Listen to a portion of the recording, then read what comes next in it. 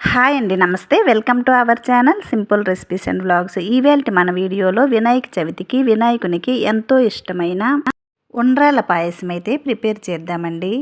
ఎన్ని గంటలైనా చిక్కబడిన ఈ పాయసం కొలతలతో సహా ఈ వీడియోలో చూపిస్తానండి. సో వీడియో అయితే స్కిప్ చేయకుండా చూసేయండి ఫ్రెండ్స్. దీనికోసం అయితే ముందుగా 1 కప్పు వరకు బియ్యంను తీసుకున్నానండి. ఈ బియ్యాన్ని శుభ్రంగా కడిగి అరగంట పాటు నానబెట్టి ఈ బియ్యంలో ఉన్న వాటర్ అంతా తీసి ఈ బియ్యాన్ని ఒక కాటన్ క్లాత్ పైన వేసి ఫ్యాన్ దిగువన ఆరబెట్టాలి. ఈ బియ్యంలో ఉన్న నీరంతా డ్రై అయిన తరువాత ఈ బియ్యంను ఒక మిక్సీ జార్లో వేసి పిండిని చెయ్యాలి. ఈ బియ్యం పూర్తిగా ఆరకుండా కొద్దిగా తడిగా ఉన్నప్పుడే మిక్సీ పట్టుకోవాలండి. ఇలా మిక్సీ పట్టిన ఈ పిండిని జల్లెడలో వేసి జల్లించుకోవాలి. ఇక్కడైతే పిండి రెడీ అయ్యిందండి. ఇప్పుడైతే ప్రాసెస్లోకి వెళ్ళిపోదాము. దీనికోసమైతే 1 కప్పుతో 1/2 కప్పు వరకు పెసరపప్పును తీసుకున్నానండి. ఈ పెసరపప్పును లో ఫ్లేమ్లో వేయించి వీటిలో నీరు వేసి ఈ పప్పును ఉడికించుకోవాలి. ఈ పప్పు 4-5 విజిల్స్ వచ్చేంత వరకు మెత్తగా అయ్యేంత వరకు ఉడికించుకోవాలండి. ఇప్పుడు స్టవ్ పైన మరో ప్యాన్ పెట్టి దీనిలో 3 కప్పుల వరకు నీరు వేయాలి.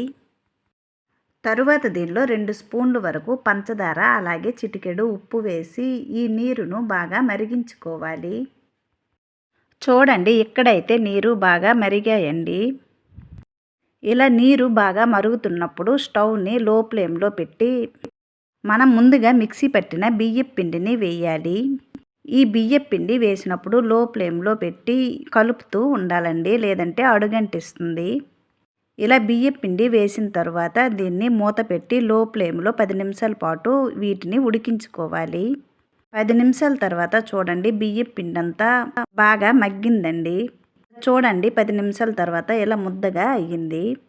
ఇలా ముద్దగా అయిన తర్వాత దీనిలో 1 స్పూన్ వరకు నెయ్యిని వేయాలి. ఇలా నెయ్యి వేసిన తర్వాత మరోసారి ఈ పిండి ముద్దను కలిపి దీన్ని పూర్తిగా చల్లారనివ్వాలి. ఈ పప్పు ఉండ్రాల పాయసం వినాయకునికి చాలా ఇష్టమండి. తప్పనిసరిగా వినాయక చవితి రోజు చేయవలసిన నైవేద్యం ఇది. ఈ కొలతలతో చెయ్యండి, చల్లారిన కూడా చిక్కబడకుండా పర్ఫెక్ట్గా వస్తుంది. తరువాత మనం ముందుగా ఉడికించుకున్న పెసరపప్పును కవ్వంతో మెదిపి దీనిలో ఏ కప్పుతో అయితే బియ్యపు పిండి తీసుకున్నామో అదే కప్పుతో 3 కప్పుల వరకు నీరు వేసి ఈ పప్పును ఉడికించుకోవాలి. ఈ పప్పుని పూర్తిగా లో ఫ్లేమ్లో పెట్టి ఉడికించుకోవాలండి.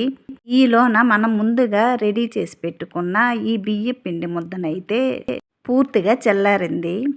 మన చేతిని నీటితో తడుపుతూ ఈ పిండి ముద్దనంతటిని ఇలా వీడియోలో చూపించిన విధంగా ఉండ్రాల్లా చెయ్యాలి. మీకు ఏ సైజు ఇష్టపడితే ఆ సైజు బాల్స్లా చేసి పక్కన పెట్టుకుందామండి.